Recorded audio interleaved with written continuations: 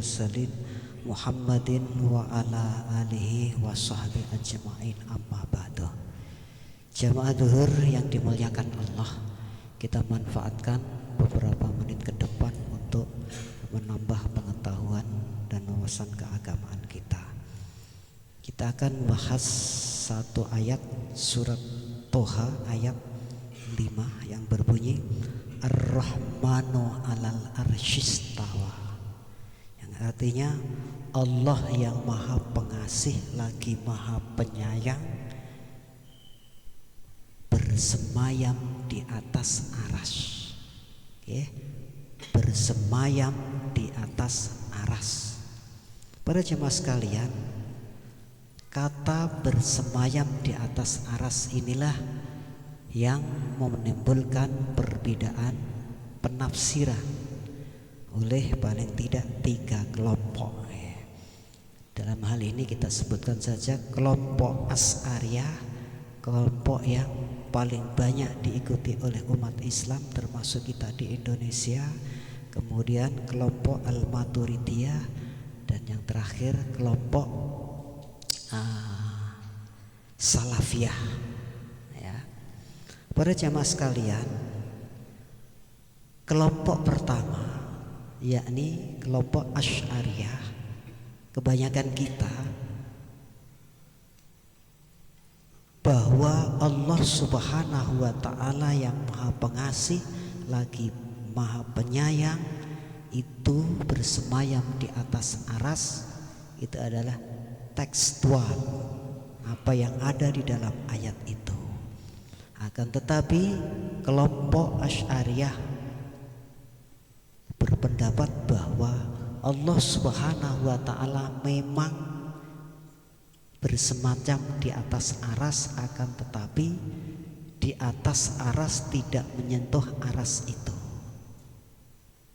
Maaf, pesawat terbang di atas gedung, di atas rumah penduduk, tidak berarti pesawat itu menempel rumah toh.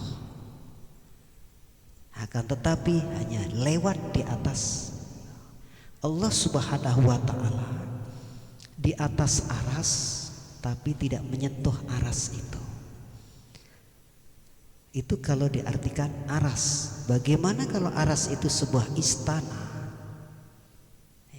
Istana berarti Allah Subhanahu wa ta'ala di dalam istana yang megah itu. Lagi-lagi kaum Asy'ariyah, kebanyakan kita ini betul, akan tetapi Allah berkuasa di dalam istana itu. Jadi bukan di dalam istana secara hakiki. Para jemaah sekalian, kenapa? Karena kaum Asy'ariyah ini menganggap kalau Allah itu benar-benar di atas aras, duduk seperti saya seperti ini di atas kursi, berarti Allah sama dengan makhluknya.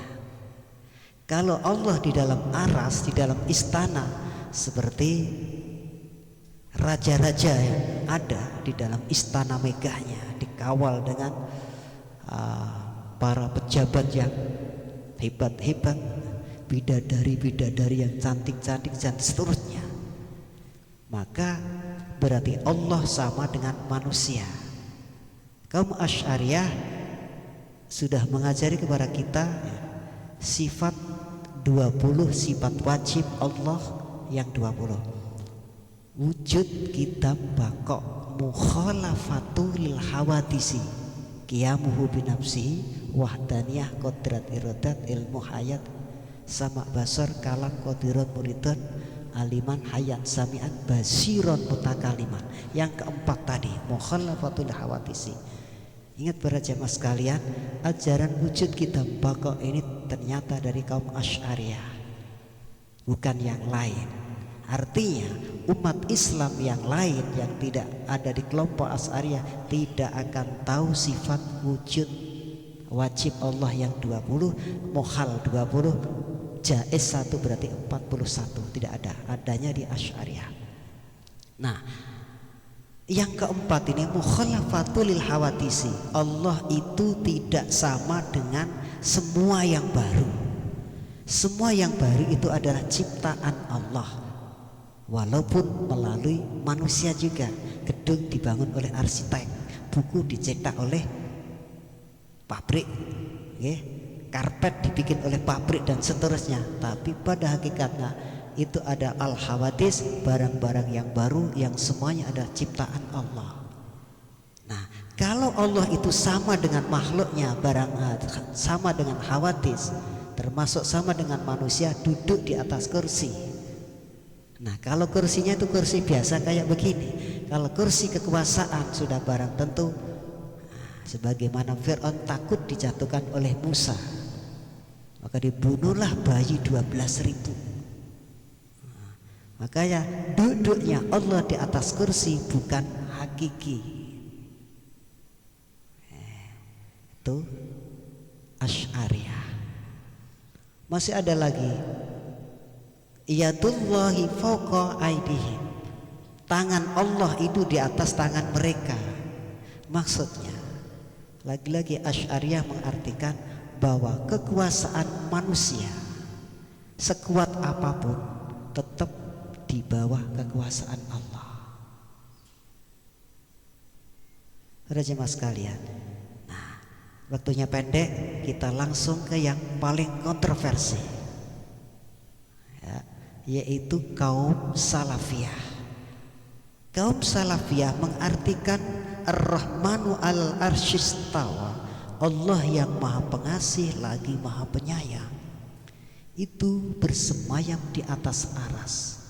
Yang dimaksud bersemayam, duduk di atas aras menurut kaum salafiyah itu adalah hakiki, nyata, yang tidak boleh direka-reka, tidak boleh dirubah-rubah. Kalau Allah bilang duduk di atas kursi, ya benar di atas kursi. Walaupun kaum Asy'ariyah mengatakan bahwa Allah tidak akan sama dengan hamba-hambanya, dengan hawadis, tapi kaum salafi tetap menyatakan bahwa Allah seperti yang difirmankan dalam Al-Quran, Ar-Rahmanu alal arsistawa. Kalau Allah di atas aras berarti duduk di atas singgasananya seperti manusia duduk. Kalau Allah di dalam istananya sebagaimana raja-raja di dalam istana yang megah, Allah seperti juga. Di kontras. Para jemaah sekalian, kalau tangan Allah, yadullahi fawqa aydihim, tangan Allah di atas tangan mereka, yang dimaksud tangan adalah tangan beneran. Tangan beneran. Tadi kaum Asy'ariyah mengatakan tangan Allah, yang dimaksud adalah kekuasaan Allah di atas semua yang berkuasa. Tapi kaum Salafiyah perhatikan bahwa kekuasaan tangan Allah itu berada di atas tangan mereka, tangan makhluknya. Berarti Allah mempunyai tangan secara hakiki. Mukhalafatu lil hawadisi tidak berlaku bagi kaum salafi. Maka kaum lain menyebut kaum salafi ini juga dalam hal ini namanya kaum mujassimah. Karena apa? Menyebut Allah itu berjisim, ada berbentuk seperti manusia. Allah melihat berarti melihatnya Allah dengan mata, sama seperti manusia melihat dengan mata. Bahkan hewan pun melihat dengan mata. Para jemaah sekalian, ada masalah ketika manusia bisa beleken, ya, maka Allah yang mempunyai mata sama dengan manusia, maka boleh jadi beleken juga kalau ada musim belek. Tuh. Maka Asy'ariyah mengatakan mukhalafatul lil hawadisi, Allah itu tidak sama dengan semua ciptaannya. Walaupun Allah melihat, tapi melihat dengan kekuasaannya, bukan melihat dengan mata. Allah merubah bukan dengan kekuatan fisiknya, akan tetapi dengan kuasanya dan terusnya. Allah maha mendengar, Manusia mendengar dengan telinganya. Sami'um basir, Allah itu maha mendengar lagi melihat. Melihatnya manusia dengan mata, mendengarkan dengan telinga. Kaum Asy'ariyah, Allah mendengar dan melihat tidak dengan telinganya, melihat tidak dengan matanya, akan tetapi dengan kekuasaan Allah Subhanahu wa taala. Kaum Salafiyah mengartikan tekstual. Kalau Allah melihat berarti dengan mata, Allah mendengar berarti dengan telinga. Kalau Allah seperti itu, manusia mengalami budek. Nah, ada budek ya Pak. Kalau kita sudah tua kan budek nih. Nah, okay. Umur 50 tahun saya ngalami udah budek sekarang. Kurang jelas seperti dulu Pak Boyo. Kalau dulu panggil sedikit kan denger, ini agak ngedenger juga. Hah, gitu. Kita harus ngakuin itu. Para jemaah sekalian, kalau manusia itu mengalami kebutaan dan kebudekan, maka Allah mengalami itu juga. Tapi kaum Asy'ariyah mengatakan hal itu tidak mungkin. La yumkinu 'alallah mukhalafatu lil hawadisi. Demikian para jemaah sekalian, mudah-mudahan ada manfaatnya untuk kita. Kurang lebihnya mohon maaf. Billahi taufik wal hidayah. Assalamualaikum warahmatullahi wabarakatuh.